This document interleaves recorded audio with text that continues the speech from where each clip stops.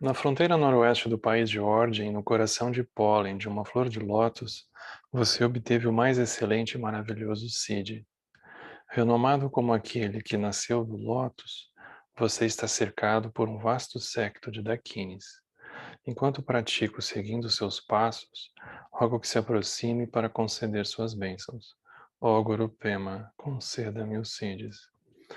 Origin Yuji Jansan Pemage Salum Pola Yatsen Chungi Nyudrumye Pemajune Jesudra Kordu Kandro Mampekor Che Jesuda Drupche Jinji Labche Jesus So Guru Pema Siji Hom Om Orjen Yujin Ubjan San Pema Gesado Pola Yatsen Chogi Yudrunye Pema June Jesudra Kordu Kadro Mampekor Che Jesu Drupche Jinji Lapche Jesu So Guru Pema Sidi Hum. No Buda, no Dharma e na excelente Assembleia da Sangha, até que alcance iluminação, neles eu tomo refúgio. Através da minha prática das 6 perfeições, possam todos os seres sencientes alcançar o estado búdico. Sanje Chodan Sochi Chonan La Janchu Bardo Dangi Chapsu Chi Dangi Jinsu Jipe Sonanchi Nula Pinche Sanje Drupasho Sanje Chodan Sochi Chonan La Janchu Bardo Dangi Chapsu Chi Dagi Jinsu Jipe Sonanchi Nula Pinche Sanje Drupasho Sanje Chodan Sochi Chonan La Janchu Bardo Dagi Chapsu Chi Dagi Jinsu Jipe Sonanchi Nula Pinche Sanje Drupasho.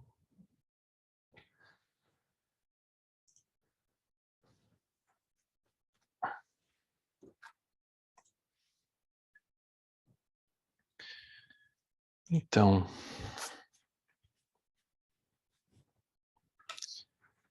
para quem lembra, a gente está na 5ª fase das meditações sobre a natureza do vazio, né? Sobre a meditação sobre a vacuidade.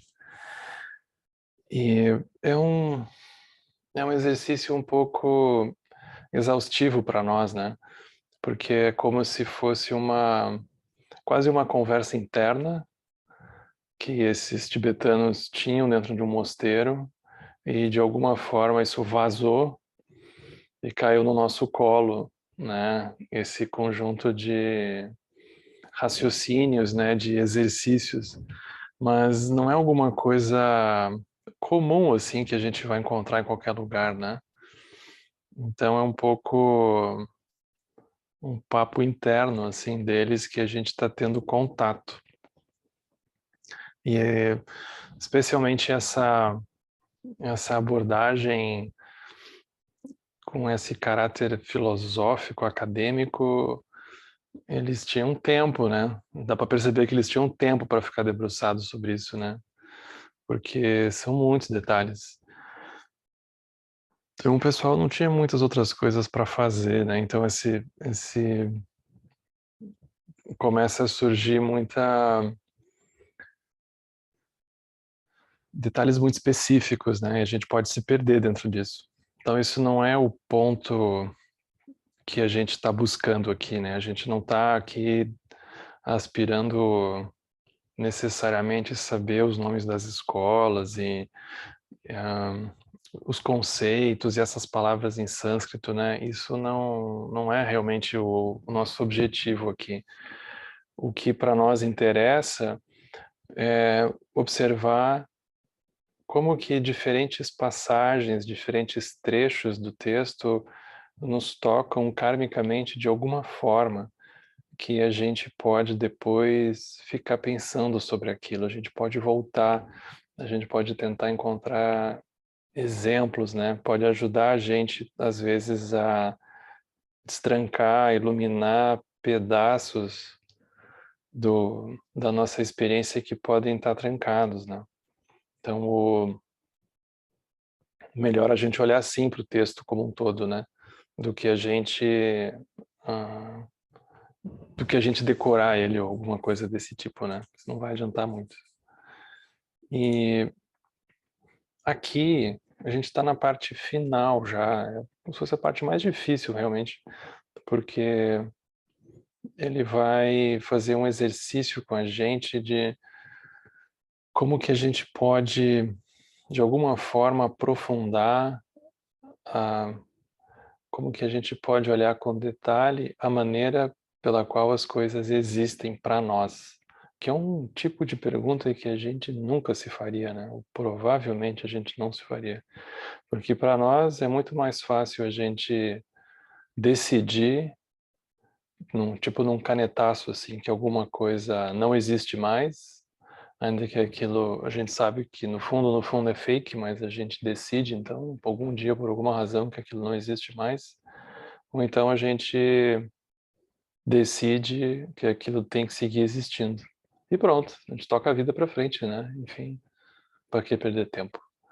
Então, esse nível de detalhe é como se ele fosse ganhando importância para nós, porque a gente começa a se dar conta, como que eu entro de novo dentro disso, né? Como que isso ressurge para mim?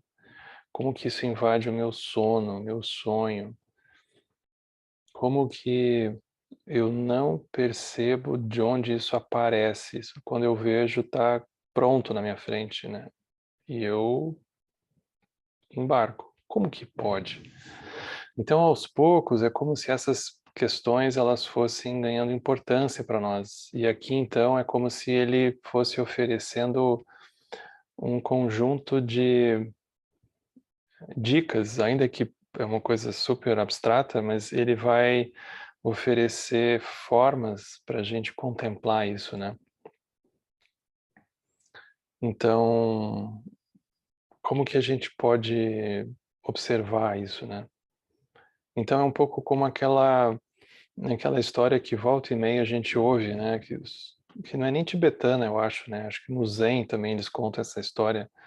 Isso provavelmente vinha da época do Buda, que eram esses dois monges que estavam caminhando e aí tinha uma mulher num certo trecho que não conseguia atravessar o rio, aí tinha um monge mais experiente que ajuda e o outro jovem fica um pouco revoltado com o mais velho, né?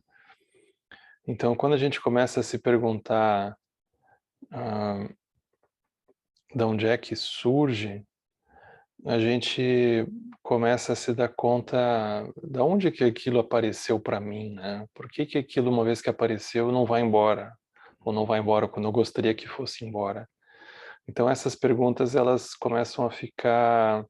É como se elas começassem a ganhar peso na nossa vida, né? E aí o texto, ele está falando desse contexto. Então, tem um nível de esforço envolvido, vocês vão ver.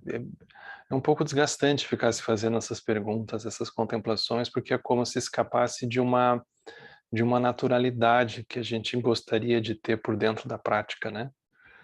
Mas é como se a gente precisasse parar de tempos em tempos e fazer essas perguntas, ainda que tenha um pouco de esforço, a gente faz as perguntas e depois relaxa. A gente faz a pergunta, observa a posição que a gente é convidado a nossa mente vai, e aí a gente solta.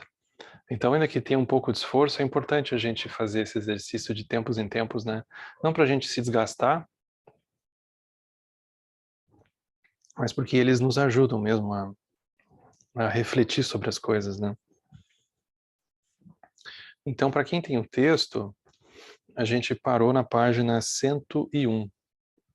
101 do livro, né? Onde tem escrito a doutrina Madhyanta Vibhanga. Então ele diz assim, ele está agora explicando essa última abordagem, né? Que é a abordagem que vem por dentro de Maitreya também. Ele vai dizer, esse é outro dos 5 tratados de Maitreya. Esse texto, que ele não vai entrar em detalhes do texto, mas é como se ele guardasse as reflexões que o texto oferece. Então ele diz, esse texto ele é interpretado pelos Shentompas como alusivo à seguinte doutrina, que se encontra claramente exposta no Sandinirmukana Sutra. Então o que é isso, né? Os 3 modos de existência, os 3 modos de natureza do vazio e os 3 modos de ausência de essência. Então, por exemplo, a gente pode pegar alguma experiência da nossa vida, qualquer uma, de preferência uma que a gente não está conseguindo deletar, né? Uma assim que a gente não consegue desligar. A gente pergunta assim, onde é que é o botão, né? Onde é que é a tomada? E a gente não acha, né? Essas são as melhores, porque são as que a gente não esquece, né? Se a gente ficar pegando assim, copo, vaso, né? Aquilo não tem muito apelo para nós, né? Então, aí a gente chega à conclusão, tá bem, aquilo existe. Mas existe como? Então, 3 modos de existência. Então, ele nos convida a refletir sobre isso, né? 3 modos de existência. Depois a gente pode pegar a mesma experiência e pensar 3 modos de natureza do vazio, ou seja, 3 formas de contemplar a natureza do vazio daquela experiência. Depois, 3 modos de ausência de essência. Então aqui ele já está dando uma resposta, que aquilo não tem essência absoluta. Aí ele convida a ver que tem 3 formas de perceber isso, né? Então isso é como se ele estivesse aqui dando um resumo de um texto que a gente nem sabia que existia, né? Então, os 3 modos de existência. Então, ele diz assim, né? A natureza imaginária, que é um tema que a gente já tinha visto nos capítulos anteriores, né, ele falar sobre isso, existe como meras criações conceituais. São os objetos aos quais os nossos conceitos e ideias se referem. Então ele vai usar esse exemplo que ele já está voltando a esse exemplo, né, que é a pessoa que tem um sonho com um tigre, por exemplo, né?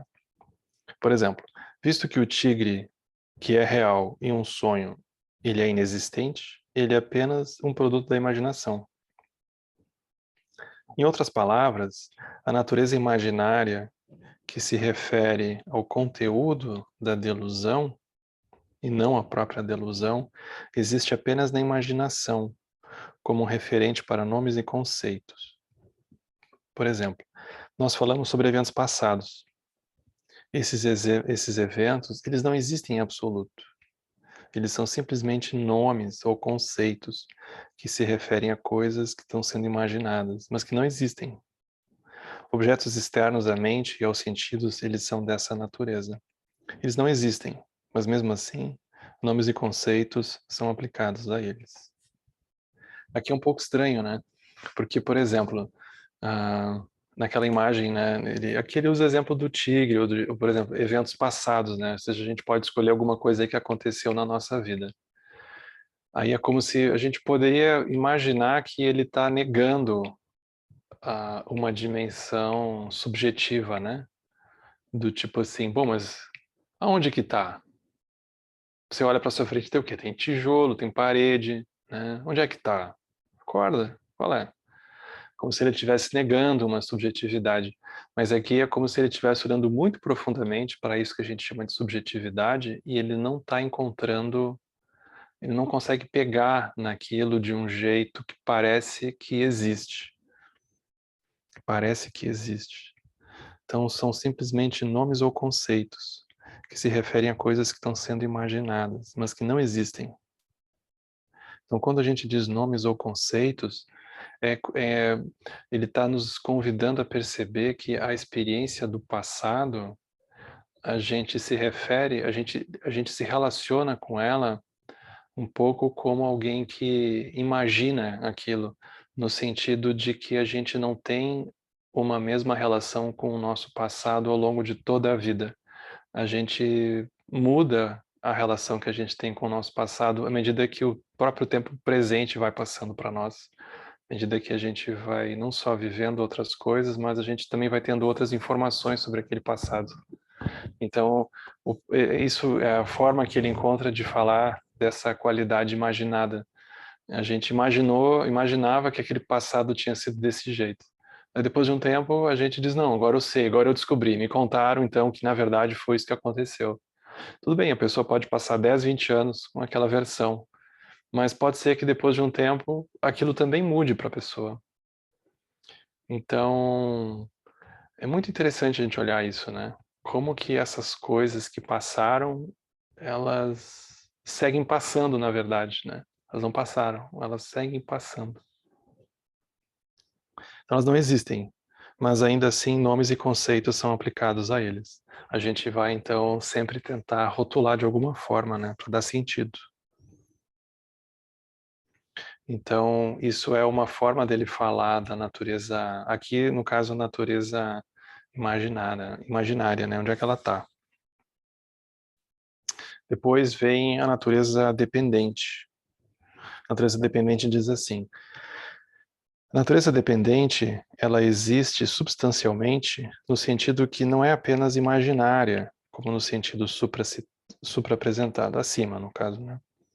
Assim, os pensamentos, os conceitos, os nomes, as ideias em si mesmas que aparecem tanto para a mente como nela, realmente ocorrem. Então, por exemplo, o tigre do sonho ocorre e produz um efeito, tal como o medo na mente sonhadora. No entanto, o tigre do sonho, ele é apenas substancial em relação ao tigre real que se imagina estar lá. Não é substancial no sentido absoluto. Do ponto de vista Shenton, que é essa escola desse capítulo, não basta apenas refutar a existência verdadeira da natureza imaginária. Os Shentonpas usam raciocínio madhyamaka para refutar a existência verdadeira da natureza dependente, bem como da natureza imaginária. Porque a natureza dependente, ela nos ajuda a perceber que, ainda que aquilo eu poderia dizer que é vazio ou alguma coisa assim, aquilo produz um efeito, aquilo revira a gente por dentro, né? Aquilo mexe com a gente, né? O estômago embrulha. Então, ainda que no sentido absoluto aquilo não está lá, produz um efeito. Então, como que a gente pode atestar a vacuidade dessa experiência se ela produz um efeito no corpo, por exemplo, né? Então aqui ele vai dizer que mesmo a experiência, o fato da gente dizer que teve um efeito no corpo, né? Porque a gente passou mal, porque é assim mesmo, a gente chorou, alguma coisa assim, é como se o nosso atestado de verdade fosse um efeito no corpo. Não é para negar, ele não está negando a experiência, mas é como se ele estivesse dizendo que isso tem um sentido relativo, é verdade, mas no sentido absoluto a gente não consegue encontrar. Porque pode ser que com o tempo, aquela mesma experiência que um dia produziu um efeito, ela não produza mais. Pode ser que ela, num certo momento, não produzia, aí ela passa a produzir e depois ela deixa de produzir. Não tem uma unanimidade nesse sentido. Pode ser que para nós aquilo produza um efeito, mas pode ser que para a pessoa do nosso lado não tenha efeito nenhum. A gente não consegue dizer, afirmar aquilo de uma forma final, né? Então aqui tem esse diálogo super interessante sobre a natureza dependente das coisas, né? Então aquilo existe, mas ao mesmo tempo não existe. E isso não é um problema, né? Isso não é um problema. Então isso é a segunda forma, né? que a gente está na primeira aqui ainda, que são os modos de existência, né? Ou seja, para a gente contemplar a sensação das coisas existirem. E aí vem a natureza perfeitamente existente. Então, a natureza perfeitamente existente, ela existe verdadeiramente, por existir de uma maneira não conceitual. Então, aqui é muito interessante como ele fala, né? Na escola de Tamatra, mente apenas, disse que a natureza perfeitamente existente, ela é meramente a natureza do vazio, no sentido da liberdade do processo conceitual de distinguir objetos externos percebidos como diferentes em substância da mente percebedora interna. Os Shentompas dizem que a natureza perfeitamente existente é a própria mente de sabedoria não conceitual. Na verdade, ela é vazia do processo conceitual de distinguir objetos percebidos externamente, como sendo diferentes em substância das mentes percebedoras internas. Também ela é vazia do processo de conceitualização, que cria a aparência de uma consciência dividida, ou vijnana. Isso é, um fluxo de momentos distintos de consciência com aspectos percebedores e percebidos. Ela é completamente livre de qualquer processo de conceitualização, e ela conhece de uma maneira que é totalmente desconhecida para a mente conceitual. É, na verdade, totalmente inimaginável. É por isso que se pode dizer que ela existe de fato. Então, aqui é como se ele tivesse... Aqui tem um monte de coisa escrita, né? Umas coisas complicadas escritas. Mas aqui ele está falando sobre uma coisa que a gente realmente precisa, em algum momento, dedicar um tempo, que é como que a gente pode... A gente já faz isso, na verdade, mas a gente não necessariamente presta tanta atenção, que é como que a gente, no fundo, se relaciona com as coisas também de uma maneira não conceitual. Como se o aspecto mais profundo da nossa experiência, ele é não conceitual, ele é não cognitivo. É como se ele é anterior à própria conceitualização, ao próprio fato da gente rotular alguma coisa, da gente decidir alguma coisa. Então tem essa qualidade da experiência que ela é não conceitual. Essa é como se fosse a dimensão mais profunda da nossa experiência. Isso não é uma coisa mística, né? Mas, por exemplo, se a gente parar para pensar, a gente não escolhe as emoções que a gente acaba tendo, né? A gente não escolhe necessariamente ter raiva. A raiva vem, né? Medo, né? A gente não escolhe o medo aparece. Desejo também, ele não é cognitivo, né? Aí depois a gente, porque tem um efeito, a gente começa a querer dar nome, né? Nome e forma. Mas o que que é isso? Mas é como se tivesse uma qualidade que é mais crua, né? Ela é não conceitual. E aqui ele está convidando a gente a... O quanto da nossa própria experiência a gente se relaciona, né? A gente repousa nessa qualidade não conceitual. E é super importante a gente fazer isso. Não que ele esteja desconsiderando que tem um trajeto que acontece pela palavra, no sentido de que a gente pode verbalizar, que a gente pode percorrer um trajeto causal e aí a gente identifica funções, origens e assim por diante. Ele não desconsidera isso, mas é como se ele estivesse dizendo que isso é insuficiente, porque tem uma qualidade da experiência que ela é anterior, ela vai dar origem então a esse processo da gente conceitualizar, mas tem algo atrás. E aí a gente percebe, interessante observar, por exemplo, o primeiro momento quando a gente acorda de manhã, antes que a gente pensa, que horas são? O que que eu sonhei? Mas tem um momento que logo que a gente abre os olhos, que não tem um pensamento para cá e para lá, tem um acordar simplesmente, a gente acordou. A gente tem esses momentos que eles não são conceituais, né? Eles não são cognitivos, eles são uma experiência aberta simplesmente. Não que ela seja uma experiência iluminada, mas ela é como se fosse uma experiência que a gente ainda não começou a querer ter controle sobre ela, a querer colocar numa caixinha, colocar dentro de uma prateleira, dentro de uma forma, né? É uma experiência crua, direta, né? Então essa experiência não conceitual. E mesmo na meditação, a gente sempre começa por um processo conceitual, né? Por exemplo, a gente faz uma meditação guiada, alguma coisa assim, é totalmente conceitual. Mas aí a gente vai se aproximando de um sabor da experiência que ela não é conceitual, cognitivo. A gente vai querer contar, dar um nome, a gente já fica um pouco atrapalhado.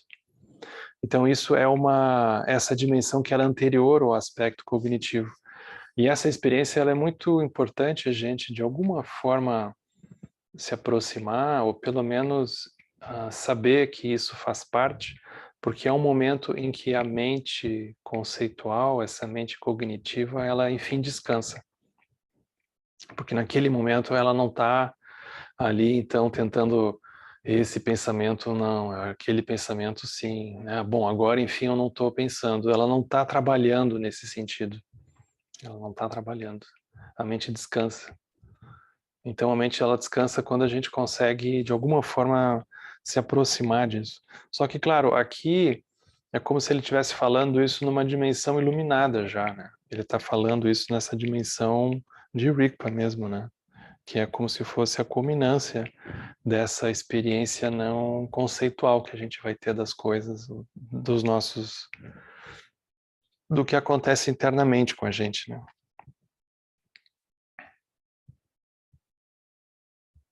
Então ele vai falar, essa qualidade é uma qualidade da própria mente, é uma qualidade da mente estar livre do processo que ela mesma cria. O Lama Santen está sempre falando sobre isso, né? Como que a mente ela é livre do que ela cria.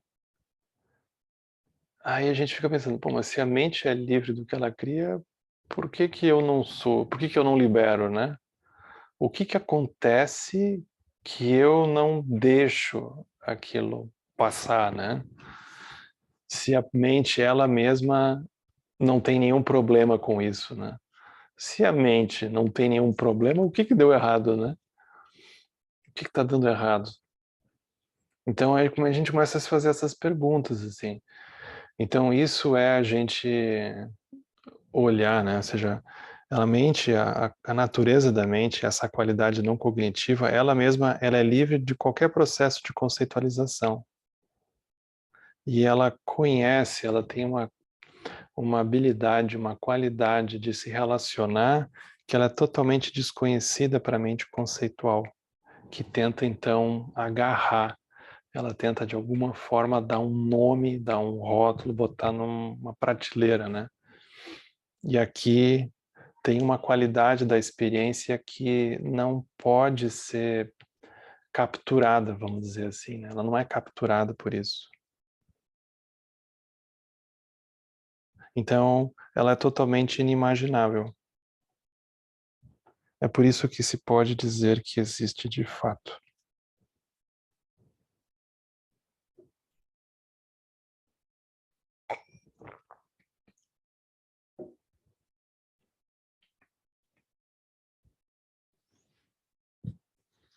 Isso foi a primeira das três modos, do primeiro dos três modos, né? Que esse é o modo de existência. Agora, vem os três modos de natureza do vazio. Os três modos de natureza do vazio. Então ele diz assim, aqui então já é a própria contemplação da vacuidade, né? De uma maneira direta, assim. Então, por exemplo, a natureza imaginária é vazia, no sentido de que não existe de modo algum. É a natureza do vazio de alguma coisa, de algo inexistente. Os referentes para nomes e conceitos, os próprios objetos concebidos, eles nunca existem, exceto na imaginação. Eles não têm uma natureza intrínseca própria, e assim se diz que são vazios em si mesmos. Então, os referentes para nomes e conceitos. Aí tudo que a gente vai rotulando, a gente vai descobrindo que não era daquele jeito. Então isso é uma forma de falar da vacuidade daquilo. Aquilo nunca foi daquela forma.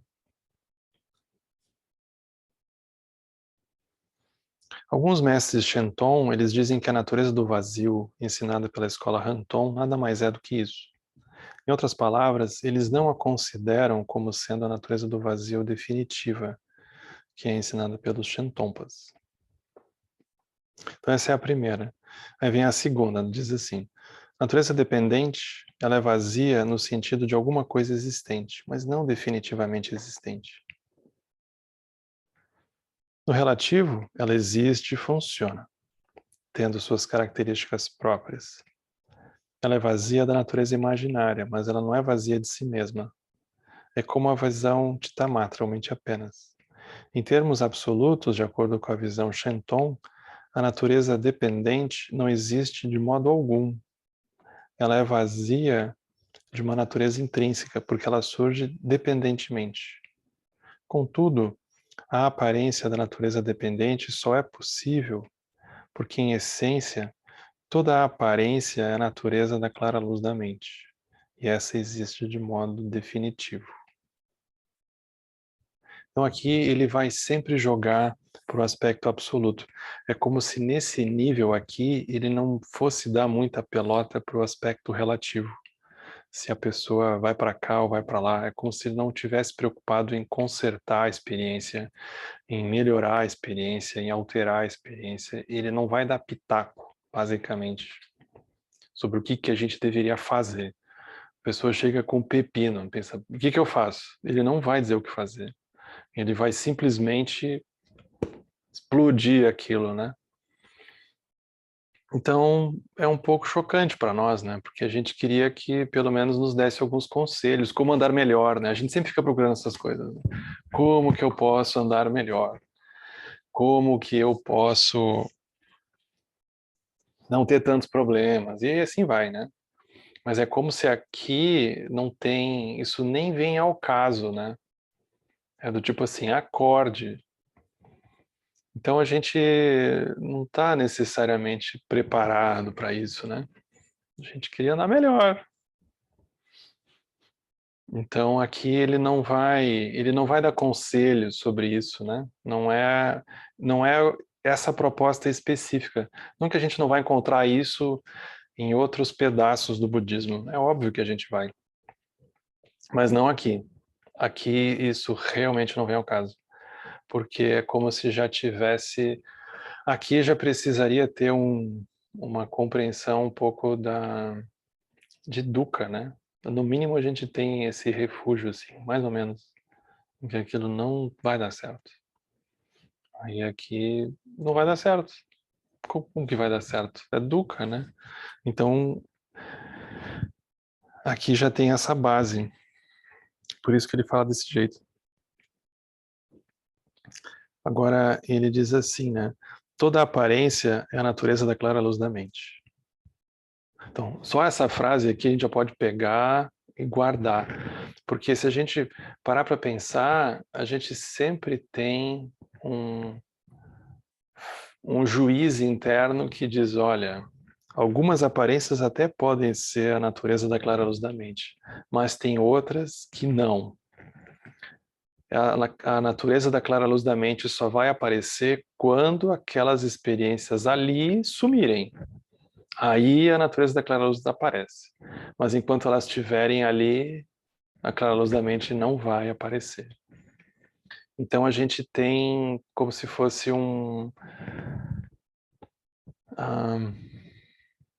a gente tem um julgamento, né, de que algumas experiências elas nunca poderiam ser clara luz da mente, porque elas doem, porque elas uma série de coisas, mas elas também são. Então elas também são. Como ver elas desse jeito, né? Mesmo as que a gente não gostaria de olhar, as que a gente não, isso aqui não, isso já é demais. Então a gente tem várias dessas guardadas que a gente não se permitiu ver como sendo também natureza da clara luz da mente. Então ele vai falar toda aparência ela é a natureza da clara luz da mente. Toda. A gente não vê isso porque, primeiro, a gente quer dar certo. Em segundo, a gente passa muito tempo criticando o samsara, né? A gente passa muito tempo criticando o samsara dá errado, o samsara não dá certo, né? A gente fica falando essas coisas.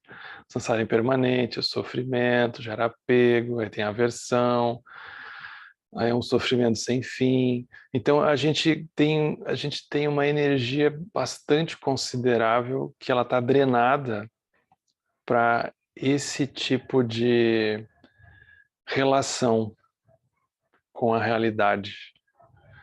Ou seja, a gente está sempre com uma crítica guardada, assim, esperando para sair da boca para fora, né?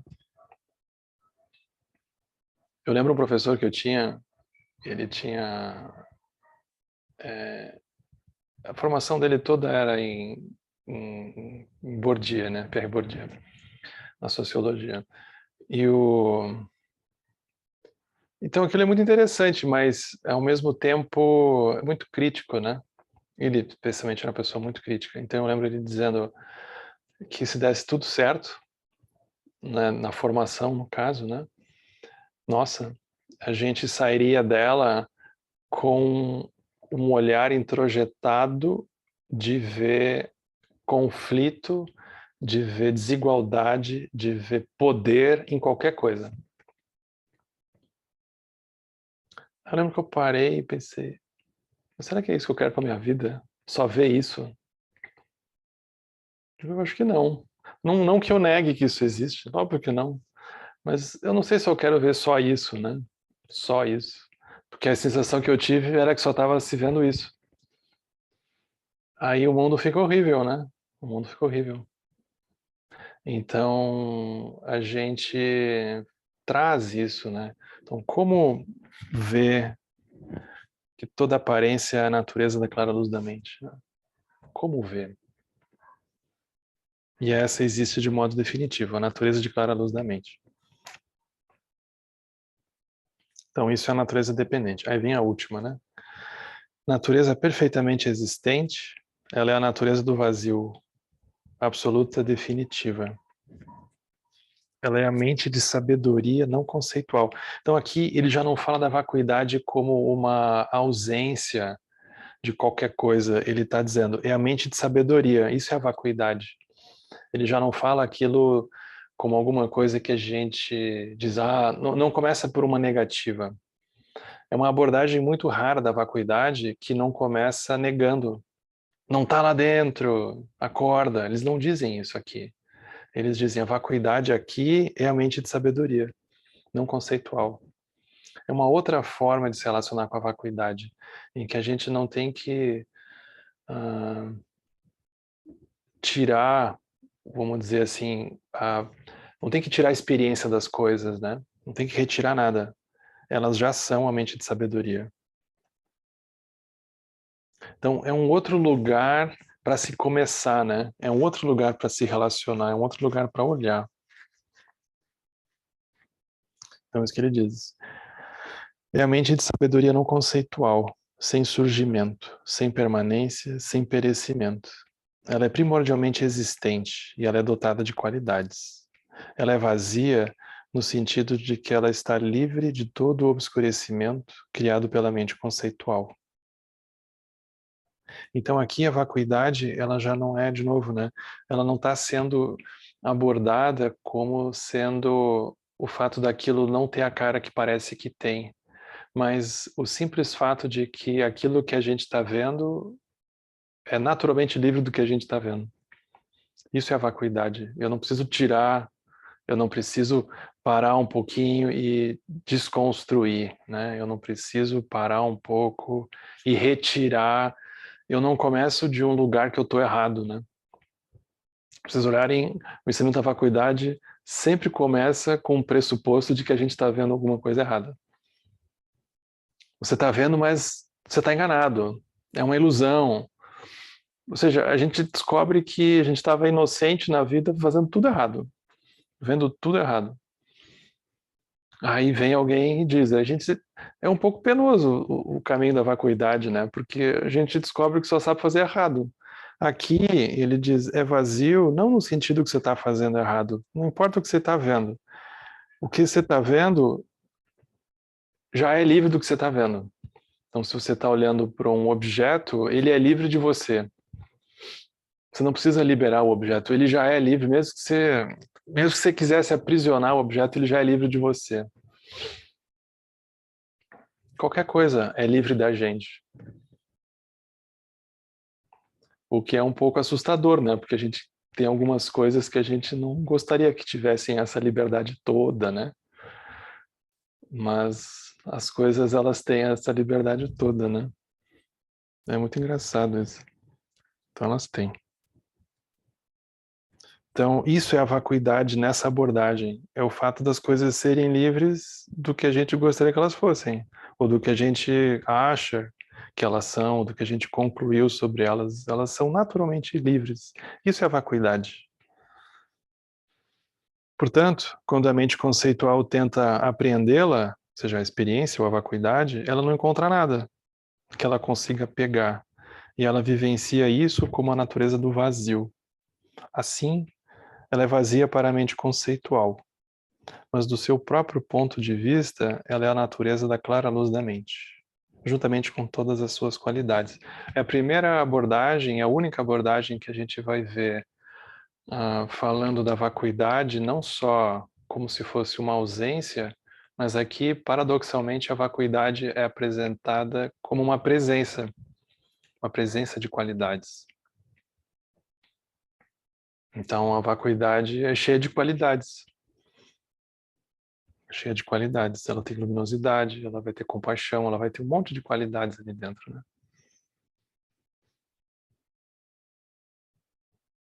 Então, isso é a forma como ele termina a segunda parte, né?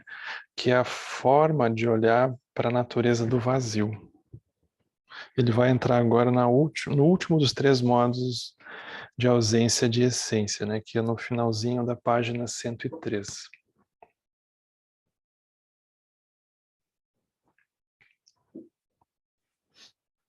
Aí ele diz assim, bom, ausência de essência. Então, de saída, a gente já tem uma afirmação para a gente pensar a respeito, né? A ausência de essência. Então, a natureza imaginária, ela não tem essência, no sentido de que ela não existe por meio da posse da sua própria característica. Por exemplo, o fogo imaginário, ele não possui as características do fogo, que é quente e ardente. Do mesmo modo, todo fenômeno que constitui um objeto concebido de um conceito não existe com a sua própria característica. Então isso aqui a gente até entende. Tudo bem, não é de fogo de verdade, como que vai queimar, né? Mas é como se guardasse uma realidade verdadeira em algum lugar, né?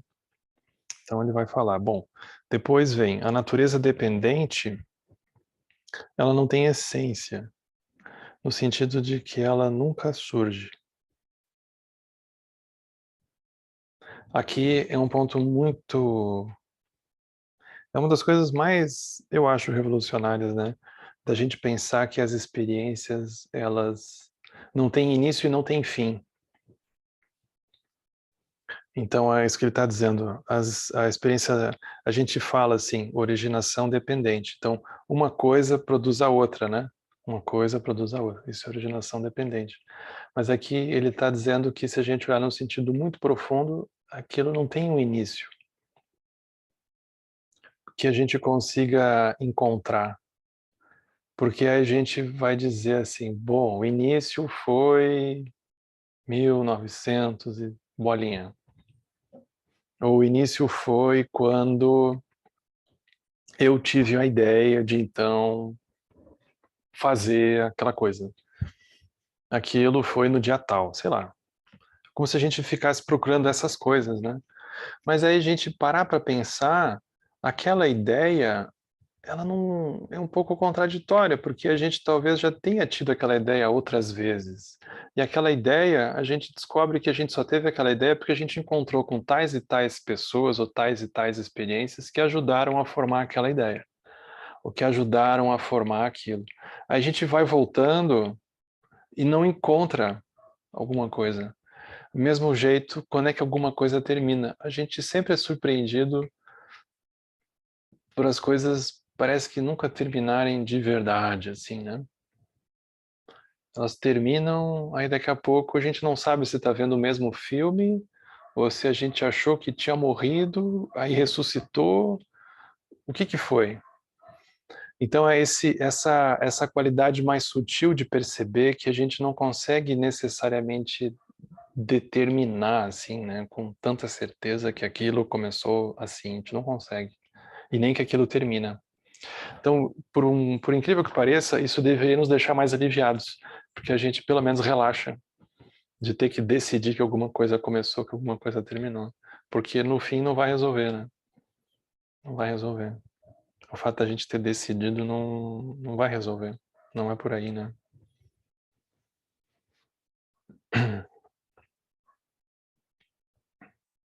Por exemplo, tem essas coisas kármicas muito estranhas, né? Eu lembro a Lama Sherab contando que perguntaram pro Jagdo Rinpoche por que que ele decidiu se mudar para o Brasil, né? Isso faz quase 30 anos.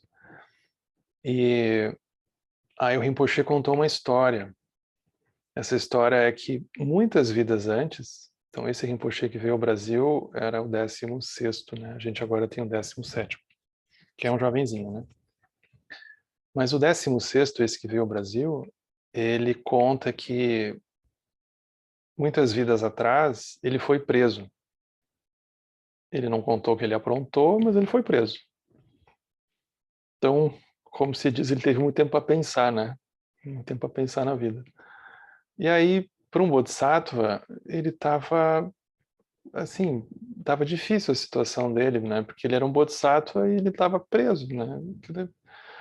Aí ele se deu conta que ele não ia poder beneficiar os seres, ele não ia poder fazer nada, estava preso. Aí ele conta que ele começou a fazer práticas, muitas práticas, né? Para que numa vida futura ele então pudesse beneficiar os seres em larga escala, porque ele se deu conta que naquela vida, não sei se ele pegou perpétuo ou o que que foi, né? Ele não ia conseguir. Aí ele conta que quando ele chegou no Brasil, ele se lembrou disso. Ele se lembrou dessa vida, ele se lembrou que ele tinha sido preso, ele se lembrou disso. Então, aquele mérito, né, aquele karma no sentido positivo, né, que ele tinha gerado, sabe lá quanto tempo antes, frutificou aqui. Aí tu pergunta, tá, aquilo começou lá, mas se o Rinpoche não tivesse aprontado, ele não teria sido preso. Então aquilo começa um pouco antes. Aí isso é dar nó em pingo d'água, né? Porque imagina, a pessoa foi presa e transforma. Se o Rinpoche não tivesse sido preso, a gente não estaria aqui. É uma forma de olhar, basicamente, né? É um pouco estranho, mas é verdade. Então, isso é o fato de que a gente não sabe direito como é que as coisas começam e para onde é que as coisas vão. É muito paradoxal. Se a gente estivesse olhando no sentido de certo e errado, bom, ele foi preso, que horror. Mas aquilo é um nada. Aquilo é um nada. Tem muito mais coisa que pode vir dali, né? Tem muito mais coisa. Então a gente nunca sabe direito como é que as coisas começam, nem quando elas terminam, porque elas nunca terminam, elas se desdobram em outras. E elas se desdobram em outras, elas nunca terminam, né?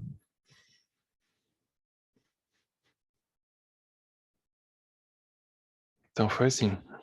Então isso é o fato que as coisas nunca surgem, é isso, é o fato que a gente não consegue definir, né, exato, quando é que começa. Aí vem o terceiro tipo de modo de ausência de essência. Então diz assim, página 104. A natureza perfeitamente existente é a ausência absoluta de essência. No sentido de que é a ausência de essência que é o absoluto. Em outras palavras, sua essência não é conceitual.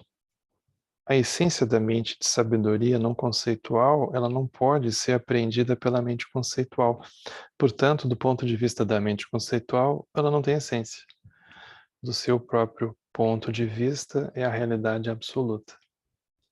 Então, aqui ele fala da vacuidade como essa qualidade da experiência que a gente não consegue nomear direito, a gente não consegue dar um nome, a gente não consegue pegar nela, porque ela não tem uma essência que a gente possa tocar, que a gente possa colocar até mesmo dentro de uma palavra, né? A gente não consegue. Isso é a realidade absoluta. A experiência da realidade absoluta. Isso é como se fosse a culminância da contemplação da vacuidade. Aí vem o último trecho que a gente vai olhar hoje, né? Que é isso que ele chama de jnana ou sabedoria, né? Jnana em sânscrito. Sabedoria não conceitual. Ele diz assim, de acordo com a interpretação Shanton, o Ratanagotra Vibhaga, o Mahayana Sutralankara e o Madhyanta Vibhanga, eles ensinam em termos diferentes que a verdadeira natureza da mente é a mente de sabedoria não conceitual. E que essa é a realidade absoluta. Então, os textos vão convergir para isso. A mente de sabedoria não conceitual. E isso é a realidade absoluta. Enquanto isso não for realizado, a natureza da clara luz da mente, ela atua como base para as aparências impuras, equivocadas ou ilusórias se manifestarem. Ou seja, enquanto a gente não perceber, a gente inevitavelmente vai olhar para as experiências, as aparências, como sendo impuras, como equivocadas ou como ilusórias. Aí os ensinamentos, eles sempre vão ter esse sentido um pouco, não é disciplinador, né? Mas é como se estivesse sempre assim, acorda, veja. Eles vão estar sempre falando assim pra gente. Em outras palavras, ela é a base para a manifestação do samsara. Então esse é o grande paradoxo. A base para a manifestação do samsara é a natureza de clara luz da mente. Não é outra coisa. Só que, uma vez realizada, ela é a base para as manifestações puras. Em outras palavras, para os kayas, os corpos do Buda, os reinos do Buda, as mandalas das divindades tântricas e assim por diante. Aí surge tudo, né? Surge tudo disso. Ou seja, tudo isso surge dessa mente que na maioria das vezes a gente não dá um centavo por ela, né? Mas é a mesma mente. A mente de sabedoria é ao mesmo tempo a natureza do vazio e a luminosidade. A natureza do vazio expressa a sua natureza não conceitual e a luminosidade, o seu poder de manifestar as aparências impuras e puras. Essa é a visão que liga os sutras e os tantras. É ensinada nos sutras do terceiro giro da roda do Dharma, da doutrina, e é a base para todas as práticas tântricas. Que ele não explica, né? Então a gente também não precisa explicar, a gente passa. Essas últimas devem ser vistas como um meio especial para acelerar o processo de realização. Em termos de visão, é o mesmo que encontrado nos sutras, que não vão necessariamente detalhar desse jeito, né? Mas é a mesma coisa. Então, isso é o penúltima parte, né? Aí mais um encontro a gente termina isso aqui, né? Esse texto. Então essa é a parte que a gente viu hoje, né? Que são formas da gente olhar para as experiências que acontecem com a gente. Como que elas existem, como que elas são vazias e como que elas não têm essência, né? Que na verdade devia entrar em retiro depois de olhar um texto desse, né? Porque é tanta informação e tanta coisa, né? Que se a gente simplesmente começar outro automaticamente fica meio estranho. É como se não desse tempo daquilo penetrar, né? Aquilo invadir. viver dentro, né? Aquilo. Então é isso, esse é o trecho do texto, né? E a gente tem um tempo ainda, né, pra gente conversar.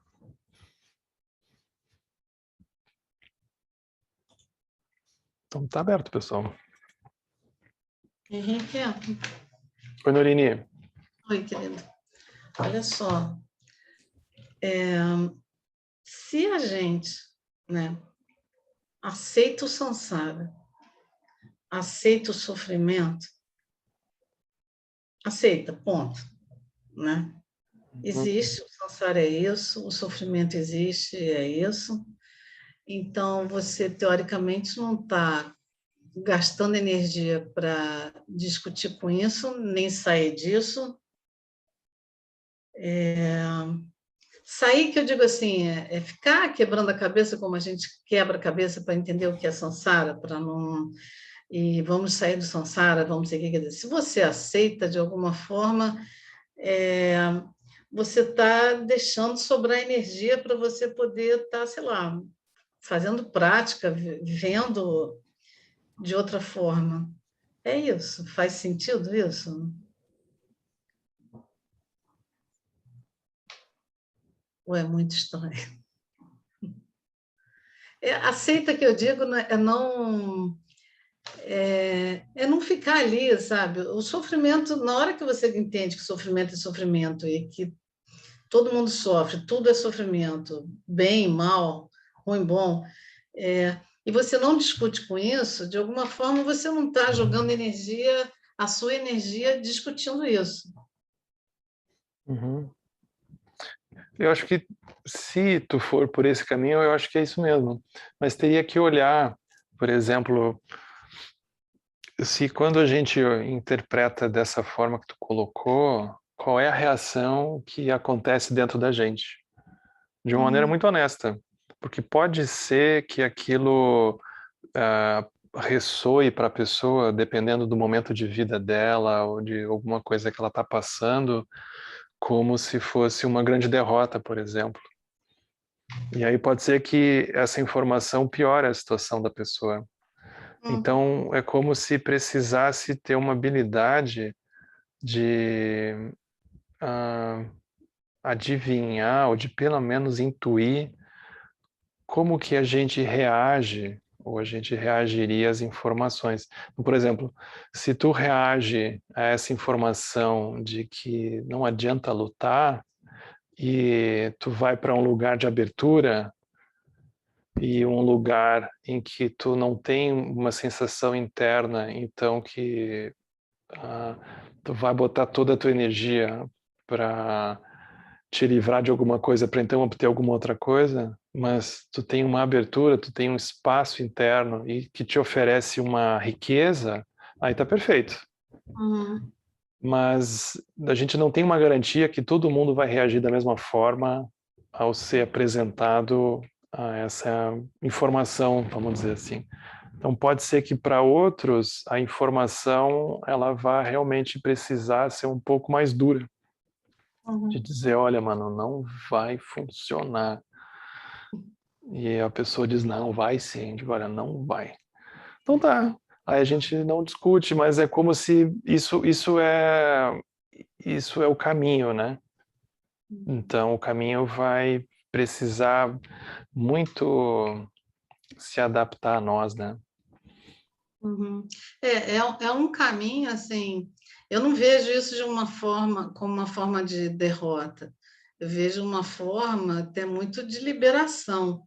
É claro que para conviver no mundo é uma coisa também que te torna meio, se não tiver cuidado, você fica muito frio, você olha para as coisas de uma forma muito, então tá, ué, tá doendo, tá sofrendo. Exatamente. A gente tem Então, que ter um refúgio, né? Então, o grande problema dessa informação é que se a gente não tem uma visão maior do processo, aquilo é muito frustrante, né? Aí aquilo pode ser quase suicida para a pessoa. Mas a ideia não é essa. Então, se a pessoa não tem esse panorama mais amplo, ela não tem um refúgio, aí fica um pouco desesperadora essa informação, né?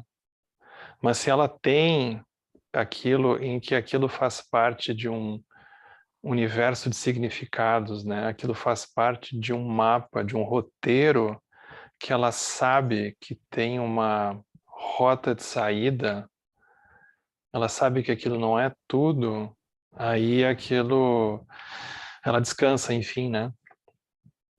Descansa. Não é que dá para pensar assim o tempo inteiro, entendeu? Mas assim, eu acho que de alguma forma você libera, você solta, Você descansa, né? descansa, assim, Isso não tem preço. não, até para tomar um fôlego, até para poder dizer e passar pelas situações com as pessoas e com você mesmo, e com a sua expectativa, a expectativa de dar certo, a expectativa de ficar tudo lindo, maravilhoso, mas por outro lado, você sabe que o lindo, maravilhoso também vai. Então, é difícil explicar isso para alguém fora do nosso contexto que não seja uma forma de desistência. Não, tem que começar dizendo que vai dar certo. Vai dar certo. Só a pessoa meditar um pouquinho e ela medita um pouco, ela pensa um pouco sobre as coisas, vai dar certo, vai melhorar. A gente começa assim. É óbvio. O Buda era um ótimo vendedor. Pode estar certo. Pode estar certo. E só mais uma coisinha aqui que me pegou, essa coisa de não precisar desconstruir. Uhum. A gente passa, né, tem passado esses anos todos e olhando aquela coisa de que, né, desde lá do início, a mesa não é a mesa, é a madeira né, não sei o quê, a madeira depende do ponto de vista, se for do ponto de vista do cupim é comida, e não sei, então é como que se a gente vem fazendo aquela desconstrução toda, e quando ele joga essa coisa assim de que não precisa desconstruir,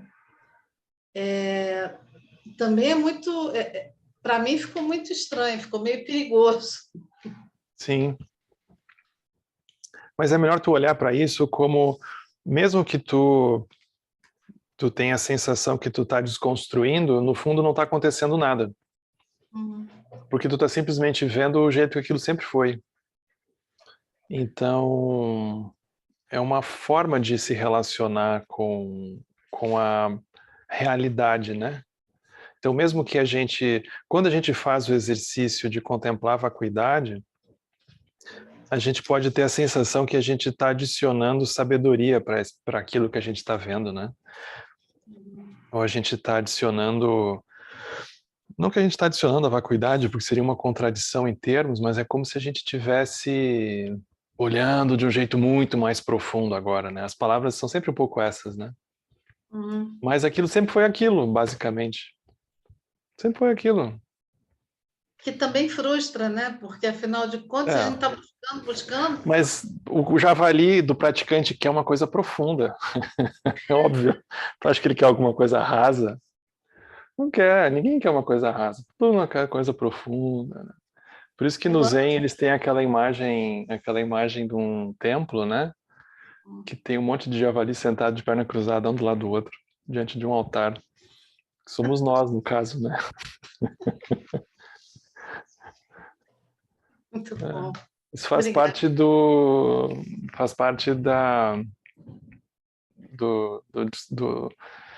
convencimento do vendedor para nós, né? Obrigada, querido. Por exemplo, a gente olha para o Vajrayana super profundo, mas de olho assim, o Buda não ensinou o Vajrayana e as pessoas atingiram iluminação naquela época. Aí vão surgir interpretações por dentro do Dzogchen, do Mahamudra, que vão dizer o Dzogchen, Mahamudra e Vajrayana são os piores. Por quê? Porque naquela época eles não precisavam desse grau de sofisticação, eles não precisavam, assim, dessa profundidade, né? Não, o Buda dizia meia dúzia de palavras, Eles acordavam, pronto. Sim, não tinha nem graça. Não tinha romantismo, não tinha nada. Era papum. Hoje em dia não, hoje em dia assim, nossa, aí a pessoa né, ela tomou refúgio, e aí ela, sei lá, ganhou um nome, e aí ela viajou, e aí ela tem as iniciações, ela tem os mantras, aí tem as imagens, porra, aí são muitas imagens. Na época do Buda não tinha isso. E a galera tinha de iluminação assim, ó, de rodo, né? Mais Hoje em simples. dia a gente com essa parafernália toda tá aqui, ó. Então é um pouco vergonhoso. No fundo é mega vergonhoso. A gente só não olha desse jeito, mas é uma vergonha. É uma vergonha. O que que dá errado, né? O Lama uma vez usou uma expressão, ele contou uma história, eu achei genial, né? Demais mesmo. O Lama diz assim, na época do Buda, o Buda dizia, mais ou menos assim, a pessoa está procurando alguma coisa, ela perdeu, ela não sabe onde está. Ela vai e pergunta para o Buda. Aí o Buda diz, tá para lá, só. E a pessoa achava. Aí o Lama diz, hoje, com toda a parafernália do caminho, é como se o Buda tivesse que dizer assim, bom, você primeiro se alimente bem, melhore a sua saúde, coloque uma roupa confortável, aí você vai sair por aquela rua, aí você vai andar tanto. Aí ele dá um mapa super completo. Aí você vai andar tantas quadras. Depois você vai dobrar à direita. Aí você vai andar 2 quadras. Aí você vai dobrar à esquerda. Aí você vai andar mais 3 quadras. Aí você vai ver que do lado direito tem um prédio de 8 andares. Aí você vai entrar no prédio. No quarto andar, logo que você chega, você sai do elevador, primeira porta à direita, você vai entrar. Aí você vai entrar, você entrou dentro do apartamento. Aí você vai caminhar por ele, você vai ver que lá no fundo tem um quarto. Você vai entrar por aquele quarto, tem um roupeiro. Aí você vai abrir o roupeiro e vai puxar a terceira gaveta de cima para baixo.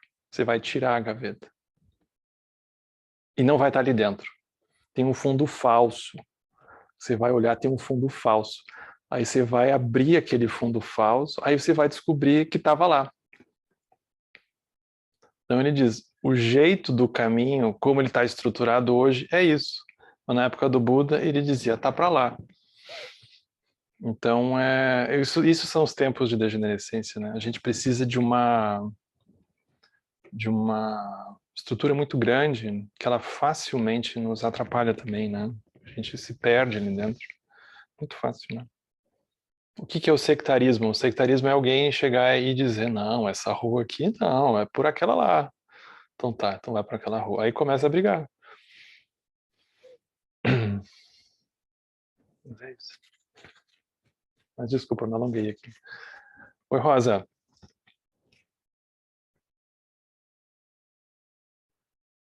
Oi, Henrique. Olha, eu só queria fazer um comentário, e se você puder falar um pouco mais, Uhum. eu achei muito libertador esse trecho que diz, mas independente das suas análises, a mesa ou a cadeira que você estava analisando, ela está ali dentro de você, ela está nem aí para Uhum. você, sabe? Uhum. É muito libertador para a gente olhar, eu penso, né? Que às vezes a gente para fazendo aquele caminho imenso, 3 quadras para lá, vira à esquerda, mais 2 quadras, e depois vira à direita, e o prédio, o elevador, tá? Mas o caminho tá nem aí para a gente. E o que você estava procurando, assim, eu estou viajando muito? É um pouco. Um pouco, hein? Então, clareia um pouco essa história.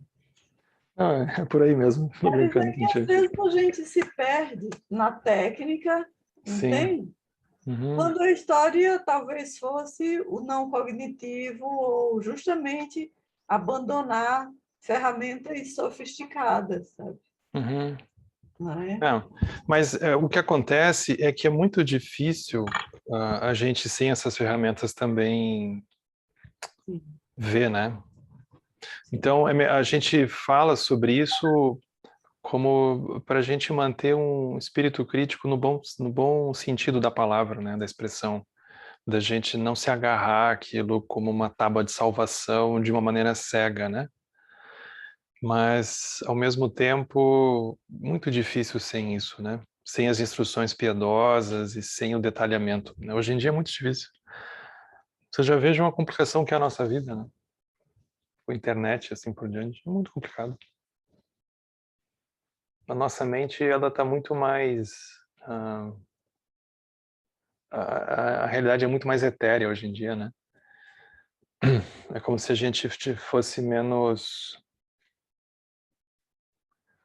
corporificado, menos aterrado, né? Como se fosse tudo mais aéreo um pouco. Não que o corpo não está presente, né? O corpo é 100% presente, mas tem um nível de abstração maior. E aí isso é bem desafiador, porque a gente precisa de um fio terra, né? E aí isso vem do caminho, do refúgio, vem das instruções. A pessoa, é verdade. Então a pessoa desacelera de novo, ela retorna. A gente precisa disso, né? E é como se naquela época, isso eu já vi diferentes mestres falando, é como se a decisão das pessoas andarem, avançarem, ela fosse muito maior. Como se a gente guardasse hoje em dia uma expectativa de dar certo, que faz parte da cultura da gente. Outro dia eu estava vendo um meme, né, que agora então vamos fazer carro elétrico. Aí o meme era assim, era um engarrafamento de carro elétrico. Mas é isso, a gente não trocou o problema, né? Não mexeu no problema. A gente trocou a cara do problema, mas segue igual. Então é como se a gente tivesse muito arraigado dentro de nós essa expectativa de, não, eles têm uma solução. Enquanto que naquele tempo eles não tinham muito isso.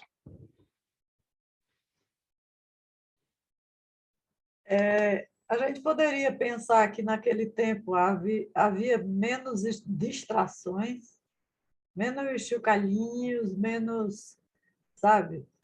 Menos distrações no dia a dia da gente, sabe? Porque você... Eu acho que sim. Eu também não gosto de romantizar, né? Porque tinha muito sofrimento, muita estrutura para tudo que é lado, né? Não quero romantizar o passado, né? Não se trata disso, né? Tinha todo tipo de problema também. Mas é como se o Sansara não pudesse ser tão maquiado, né? Sim. Quando a gente vai para... Vocês vão para a Índia, vocês vão ver. Não tem como maquiar aquilo. Não tem como. Não tem escala aqui no Brasil. Não tem. Não tem escala. É uma outra dimensão, assim. Eu costumo pensar que é diferente a gente chegar aqui e ver pobreza, mas a gente chega lá e vê miséria. É outra escala. É Outra outra coisa, é escala. diferente. É diferente. A Pois gente bem, procura sarna para se coçar, é bem verdade. A gente adora uma sarna para se coçar. é isso. Obrigado, Rosa. Obrigada a você. Oi, Tamara. Oi, Henrique. Oi, gente. Boa noite. Boa noite.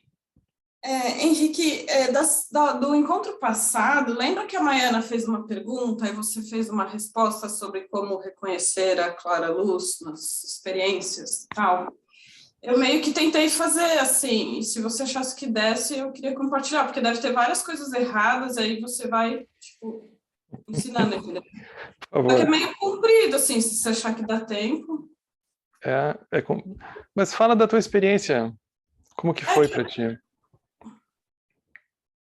Eu não sei falar sem eu explicar como é que foi. Pode ser?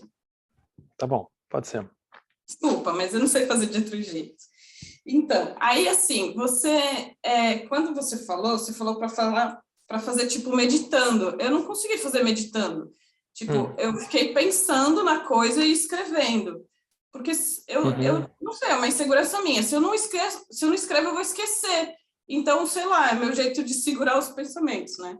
E aí eu sei que isso é de uma mente apegada, né? A forma que uma mente apegada sabe fazer.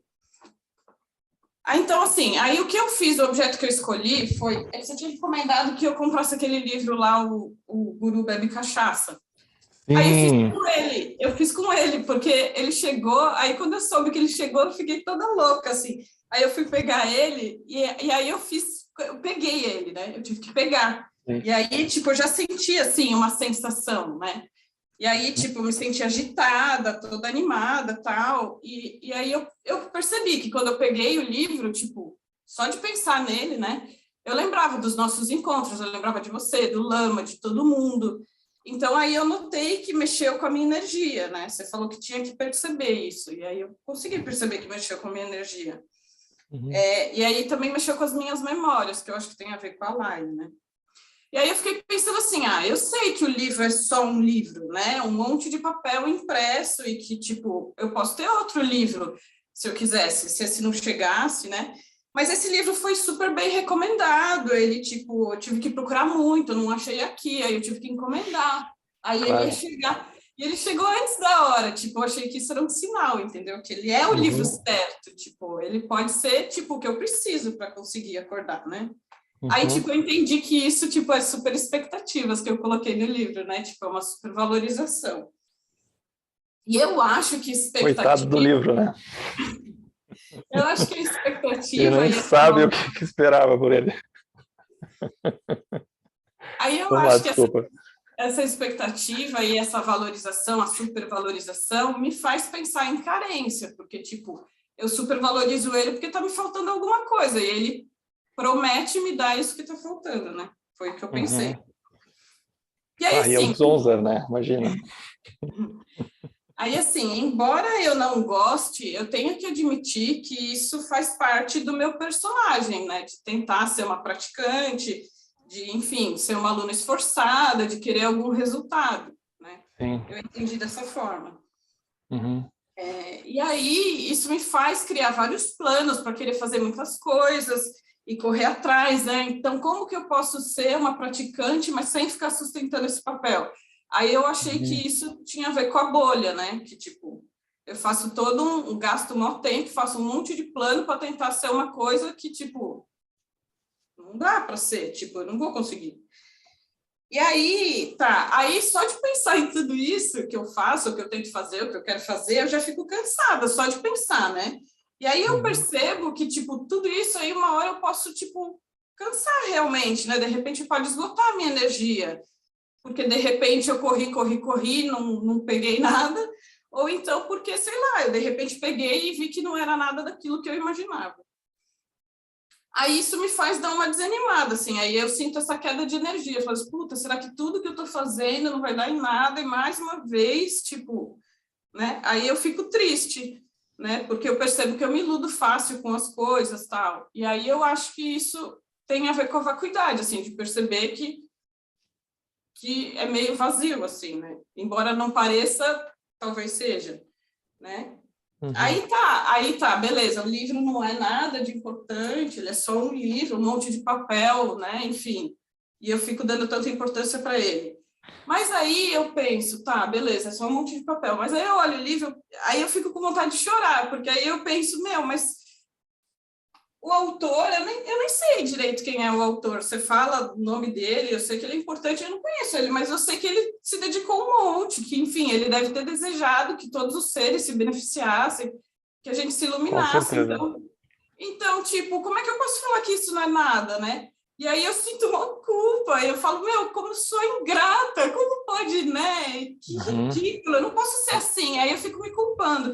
E aí eu vejo que isso, tipo... Imagina se ele descobre que você está falando assim do livro dele, né? Ai, que horror, olha que karma horrível. Aí isso baixa a minha energia de novo, e aí é aquela coisa que você falou, né? Da energia sobe, a energia sobe.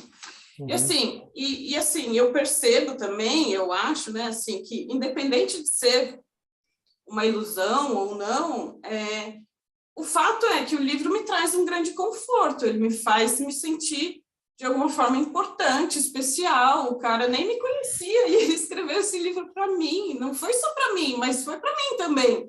Então, isso me faz sentir bem, sabe? Isso me faz sentir amada, querida por alguém que eu nem conheço. E eu acho isso super legal. Enfim. Então, mesmo sem ser uma coisa importante, ela é muito importante. Pelo menos eu entendi assim, né? E aí, e assim, ao mesmo tempo que eu vejo isso, aí eu fico assim, penso, meu, eu nunca vou entender nada disso, né? Porque ele mesmo fala que não é nada, mas que ele fala que é vazio, né? Que a gente tem que pensar que é vazio. Mas eu não sinto que é vazio. Então, tipo, meio que entendo que eu nunca vou entender mesmo, que isso é demais para mim. E aí, tá, aí eu acho que essa é a hora de soltar e de relaxar. Só que, tipo, eu não consigo soltar e relaxar dessa forma, né? Eu preciso ter alguma coisa para me segurar. E aí é a hora que eu tenho que entregar para alguém, entendeu? Porque uma mente apegada não solta nem o sofrimento, assim, do nada. Ela entrega, no máximo, para alguém que ela confie. E aí é isso que eu penso, que entra a tal da confiança, e aí é onde eu acho que pode ter a ideia do guru, né? Que você falou, que é alguém que você confia e que aí você pode entregar essas coisas para ele. Aí acho que foi isso, não sei se acabou, mas deixa eu ver aqui, acho que é isso.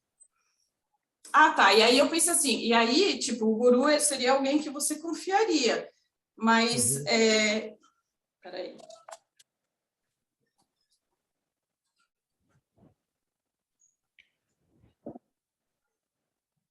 Então, aí o guru é alguém que você confia, só que às vezes não é fácil de você achar um guru, né? E aí eu vejo que a gente acaba projetando essa história do guru para outras pessoas, que a importância do guru ser realizado, e às vezes você não encontra um guru realizado, você meio que deposita isso em qualquer um. E aí isso é meio que perigoso, né? Mas é uma coisa que acontece. Acho que é isso. Eu achei ótimo o teu relato. Ótimo. Mas eu fico cansada, olha, eu estou exausta agora, só de falar. Imagina quando eu pensei. É um trabalho, né? Fazer esse percurso todo. Mas é muito honesto, muito... É isso mesmo. É isso mesmo. E eu acho que com o tempo tu vai te levando menos a sério também, com relação a essas observações todas, né? Principalmente porque a gente vai se vendo de novo e de novo. Não que a gente vai deixando de ter a experiência, mas a gente já vai vendo tantas vezes que, né, aquilo já vai sendo um pouco quase esperado que aquilo vai acontecer, né? Então tem uma... É como se tivesse um pedaço cômico envolvido, né? Então isso é importante da gente vendo, né? A gente é muito cômico, no fundo. Por fazer coisas banais que sejam, mas aquilo é muito cômico, porque aqui não tem zero de importância que a gente imagina que tem. Tu vê, para pensar um pouco, né? Imagina alguém da tua família vendo esse diálogo todo que tu estava tendo contigo mesmo com um livro, né? Tu não consegue nem explicar. Então é um pouco cômico isso, né? A gente estava numa volta ao mundo, assim, profunda. Mas é um pouco cômico ao mesmo tempo, porque o que tem ali dentro, né? Não tem nada. Mas isso não é para diminuir a experiência, né? É para a gente só se dar conta. Essa parte aí do livro, que quando chegou eu fiquei animada tal, e aí eu pensei na energia, né? Que mexeu com a minha energia. Aí eu pensei, se outra pessoa visse o livro, não ia achar nada demais. Se Total. fosse alguém da minha família, que nem você falou, se fosse meu pai, ele ia ficar em pânico, ele ia tirar o livro de mim na mesma hora. Imagina, bebe cachaça no título, né? Ia queimar o livro, imagina. Você começou a ler? Comecei, eu queria ler ele logo tudo de uma vez, mas não dá, tem que ser por partes, né? Mas eu confesso que eu fui olhar checklist já. Mas eu olhei meio que rapidinho, assim. Eu tenho que ver com calma. Legal. Depois me conta.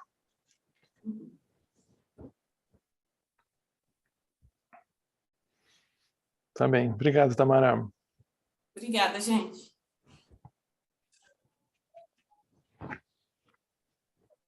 Então Então tá, pessoal. Se alguém quer dizer mais alguma coisa.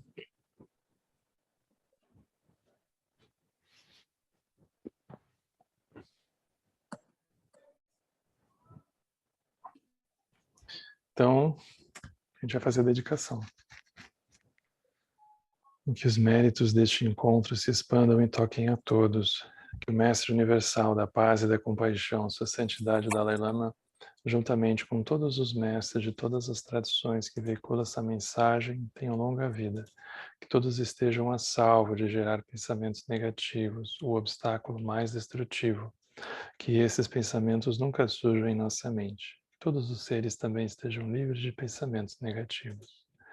King Luk Chosun Ring Lu Chenzan Ni Sasun Chapar Peldro Ju Chosun Nan Ladan Hidrau do Sung Ele Show.